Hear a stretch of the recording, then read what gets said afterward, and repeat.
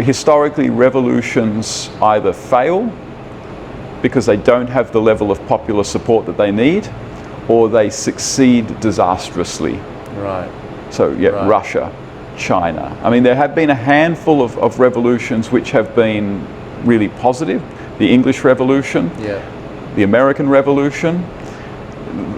The French Revolution at first was a disaster, and it sort of limped on, and it really took nearly 80 years for the French Revolution to sort of work itself out. So it's a really dangerous path to tread, and historically it's not the one that you want to try. So more often than not, the violent revolution would fail? Revolutions rarely work, and violent revolutions will either just fail because they don't have the level of popular support, or they don't have the level of expertise among the revolutionaries to be able to not just pull off a revolution, but run a country. It's hard to run a country. It is, yeah. But secondly, those that succeed, the term I use is they tend to succeed disastrously in that, they overthrow an old system, but they generally impose a much worse one. Yeah, I guess the lesson also would be historically, and correct me if I'm wrong, you're the historian, Hitler did fail the first time, didn't he? And then he went into jail and wrote Mein Kampf and he did get the popular support. Yeah, he did. And then when he came out, he bided his time, ran on his military record, built his army of 2 million stormtroopers, as we like to allude to in the Star Wars series. Yes. and then he was in a very good position to have the one-party rule. But a couple of things there. You said one of the indicators, one of the preconditions is food, the food shortage. Tim Pool made you love Tim Pool. I love Tim Pool, and my wife loves him even more. She even bought him a beanie and sent it to him. She did.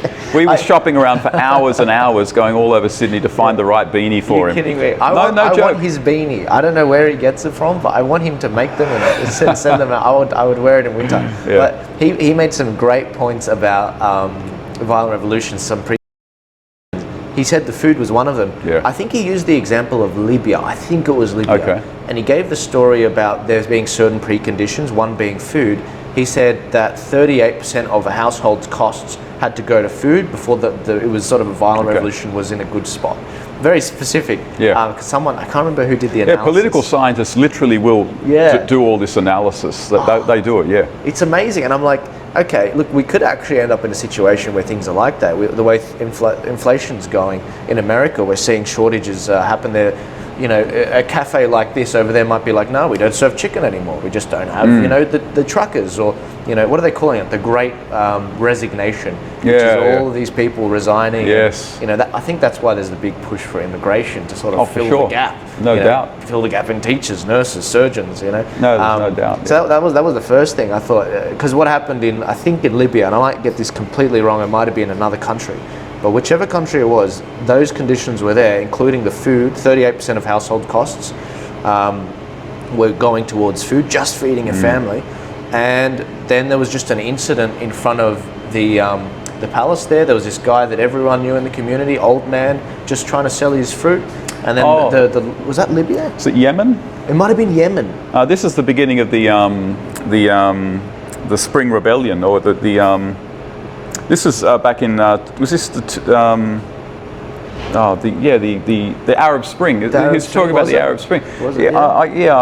Boy, it's been a long time. But the fruiterer, I think he was in Yemen. Yeah, he set himself on fire. Is this correct? Yeah, because he couldn't sell his fruit because the guards basically said you can't sell your fruit, and everyone knew this guy. And then that was the trigger that started the revolution and the Arab Spring. I mean, it's almost like the shot going off that started World War I.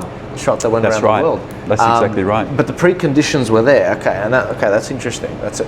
But the other thing, you're making the point of, we can't reverse 50 to 100 years worth of filth or change by doing 3 years worth of work. I'm sorry, guys. Easy come, easy go. And when it comes to what's going on in this country, I think we're in for the long haul, and that's easy for me to say as a 24-year-old. But I think we're in for the long haul. There's a lot of re-education that has to happen. Universities have to be, the long march through the institutions has to be done by us We've got to undo all of that.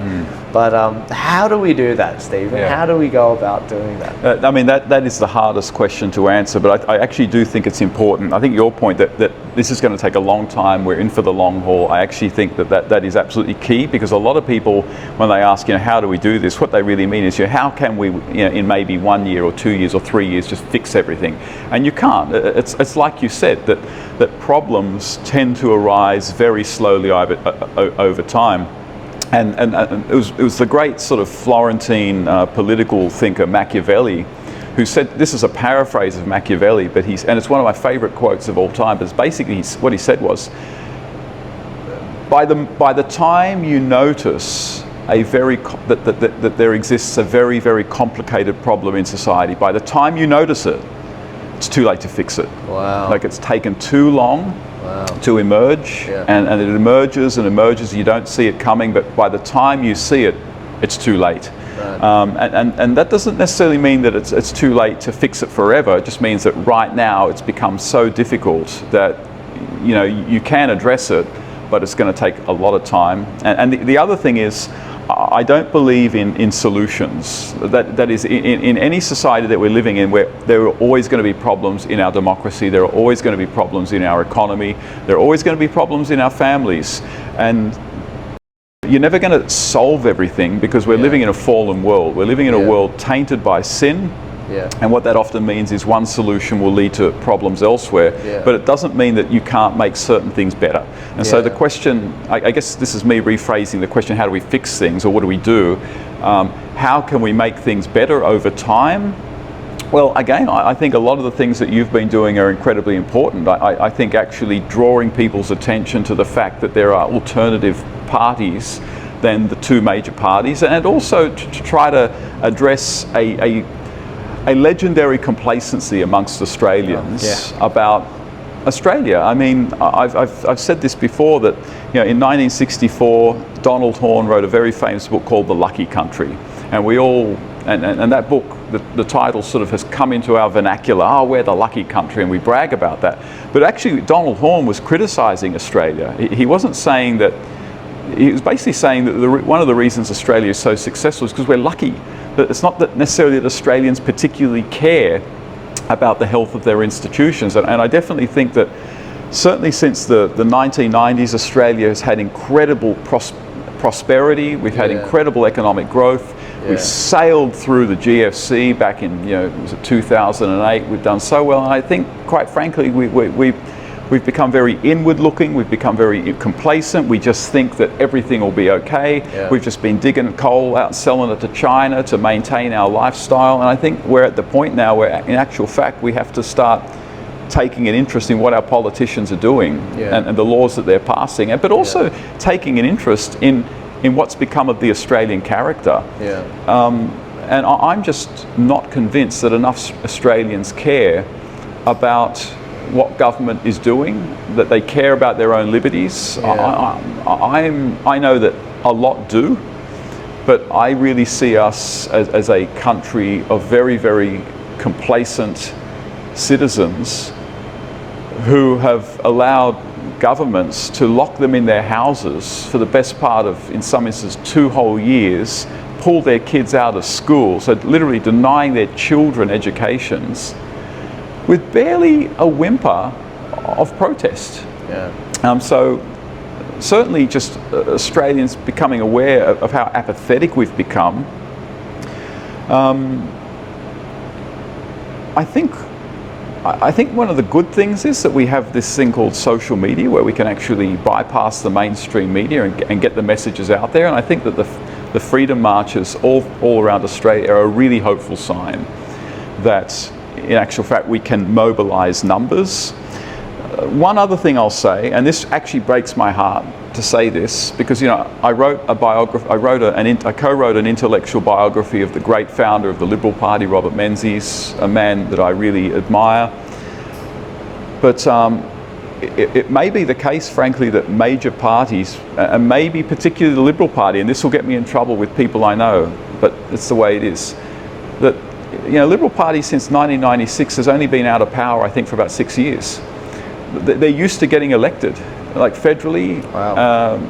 and in New South Wales. They're basically used to getting elected. Yeah. And they're basically counting on Conservatives who are still disgruntled with the way the Liberal Party is. They're basically counting on them saying, well, of course I'm going to vote Liberal because Labor's going to be worse.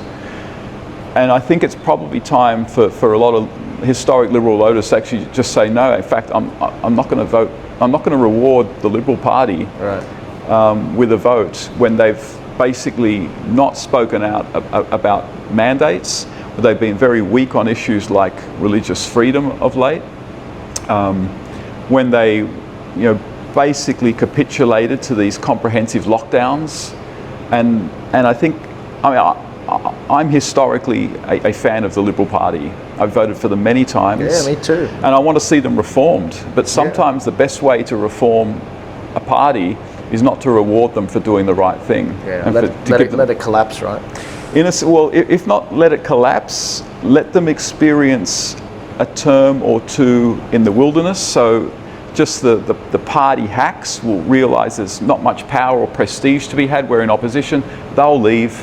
And the really principled Conservative members of the Liberal Party can come in and start rebuilding it. Yeah. And it's, in a sense, maybe it needs to be humbled, maybe it needs to be chastened, and it's not going to be humbled and chastened if it just keeps getting re-elected. Yeah. And so that kind of breaks my heart, but that might be an actual, a major step forward in reforming Australia. Now, a lot of people say, oh, both the major parties, they suck, forget about them. No, I'm sorry. In actual fact, they're here to stay. Like, it is just part of the political scaffolding that we are in. And the Liberal Party isn't going anywhere. The Labor Party isn't going anywhere.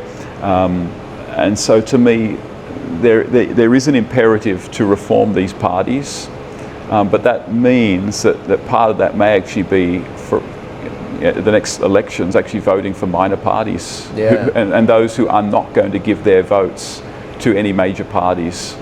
So that might be that's sort of part of the long-term future, because I want to see the Liberal Party go back to its liberal roots. And the truly Liberal Party never would have overseen the lockdown of a whole country for as long as we locked down, and it most certainly would never have connived at the kind of vax mandates that we've been putting up with here in Australia for the last 6 months. No Liberal Party worth its salt would have connived at that.